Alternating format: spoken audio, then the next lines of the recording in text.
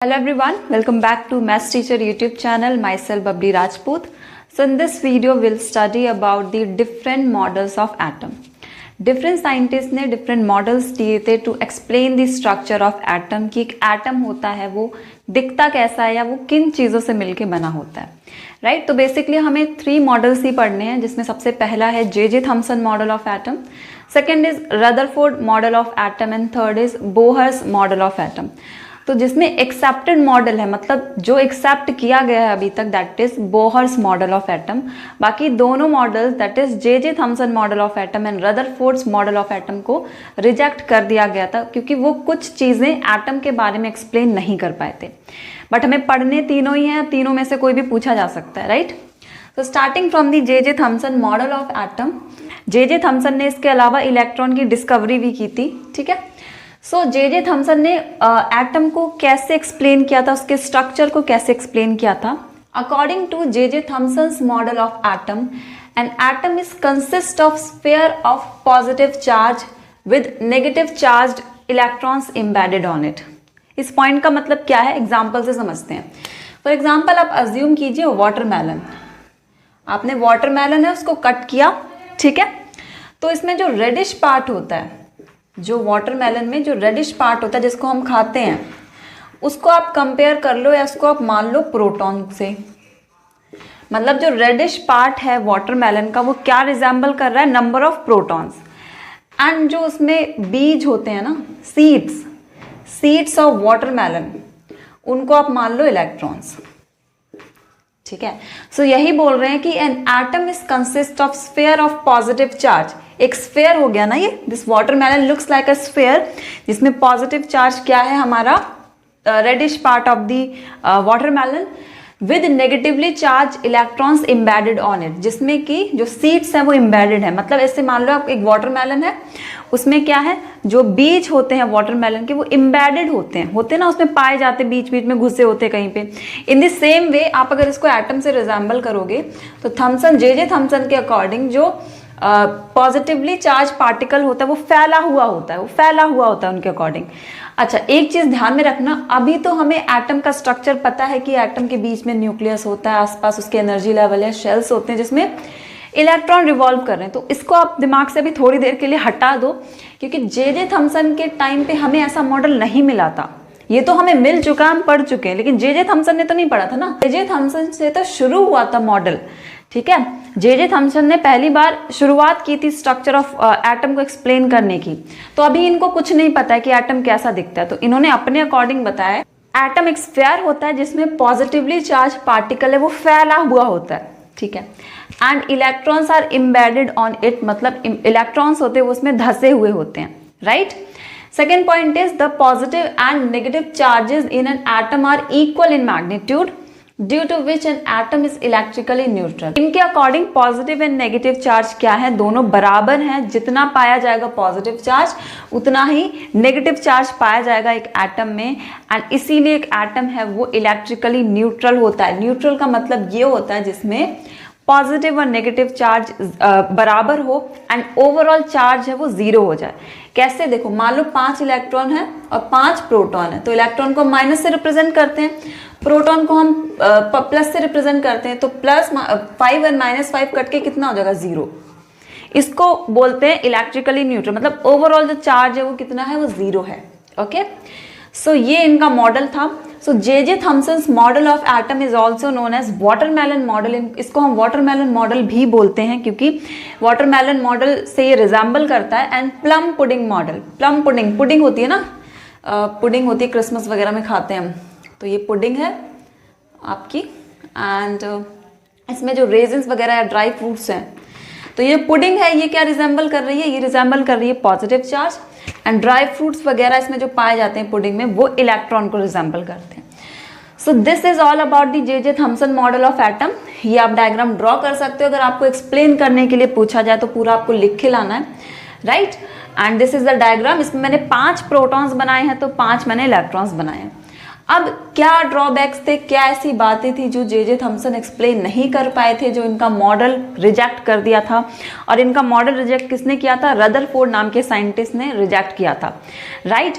सो ऐसी क्या चीजें थी जो जे थॉमसन नहीं एक्सप्लेन कर पाए थे, वो जब हम रदरफोर्ड का मॉडल पढ़ेंगे तब आपको पता चलेगा, ठीक है। सो उसके बाद हम रदरफोर्ड का मॉडल पढ़ेंगे, फिर उसके बाद हम पढ़ेंगे कि drawbacks of J Thomson's model.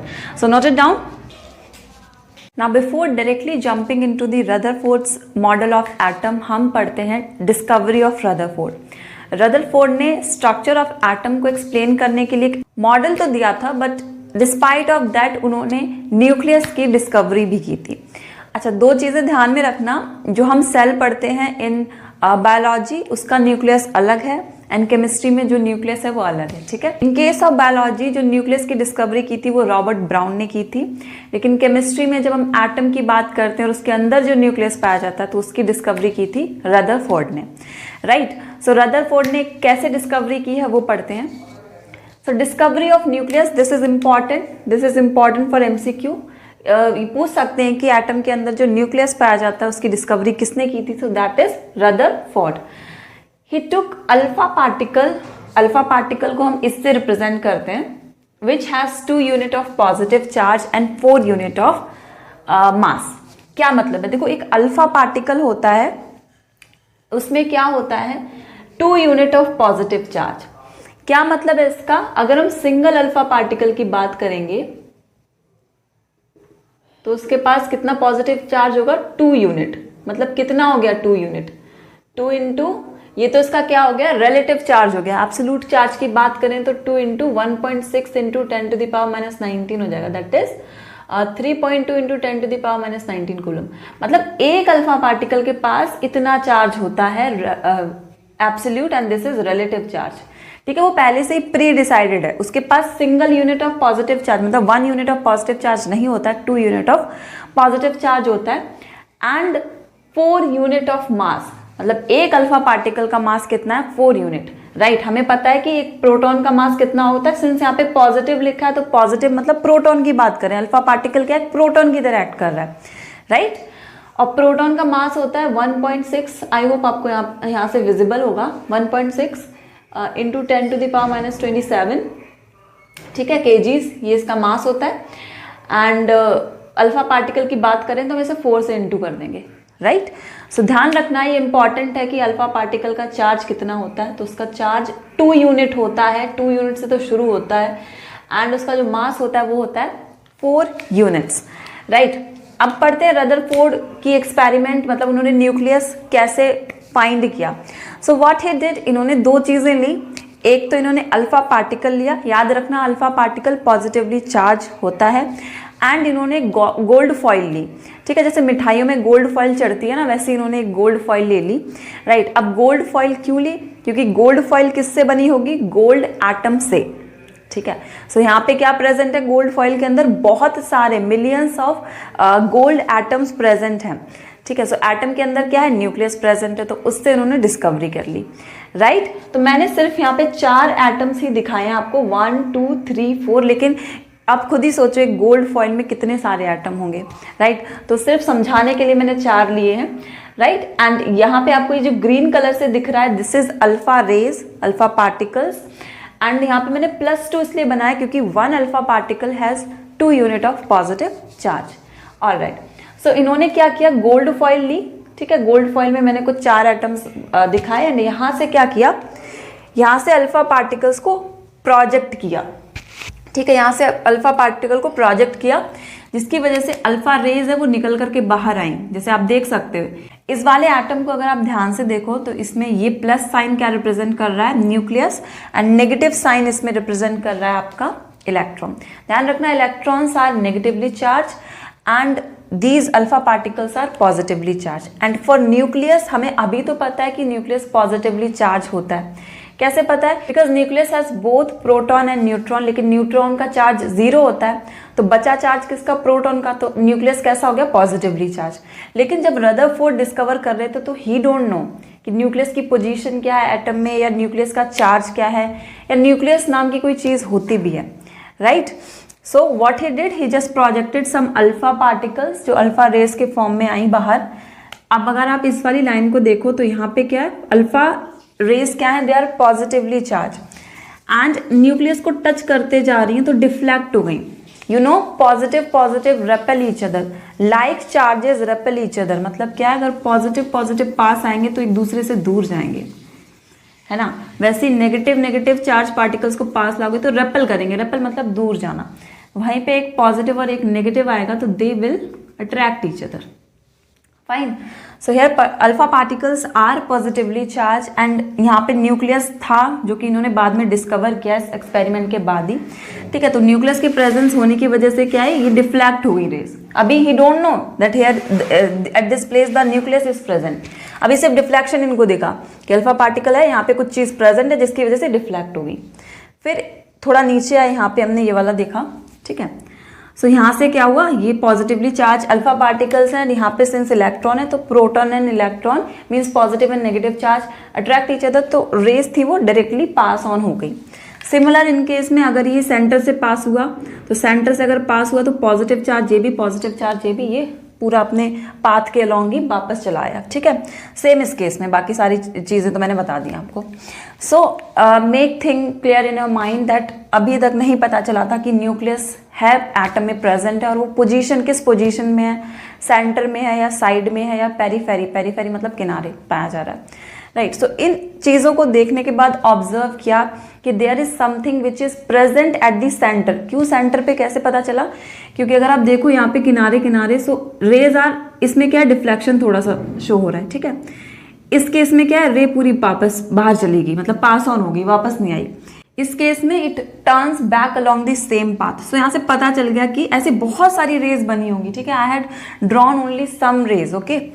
सो इससे पता चल गया कि there is something which is found inside the nucleus and it is present at the centre of the nucleus, centre में प्रेजेंट है, ओके। सेकेंड चीज ये पता चली कि वो चीज पॉजिटिवली चार्ज है।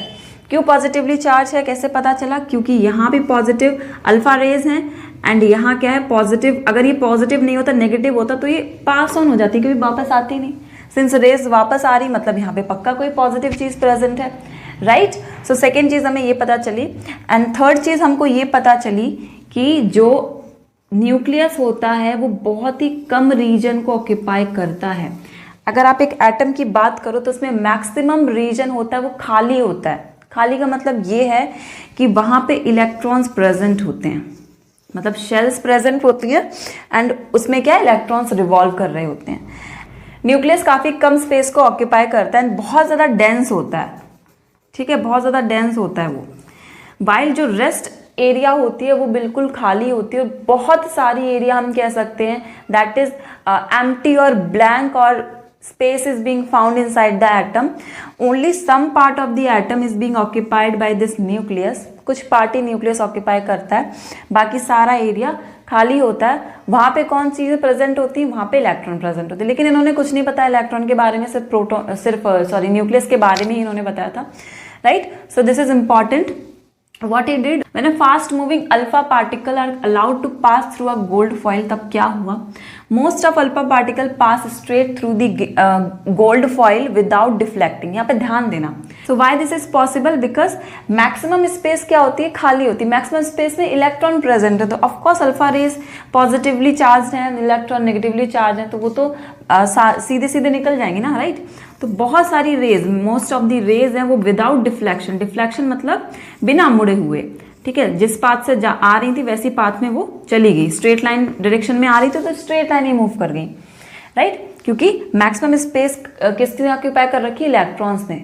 न्यूक्लियस सिर्फ सेंटर में प्रेजेंट होता है, बहुत ही कम स्पेस ऑक्यूपाई करता है।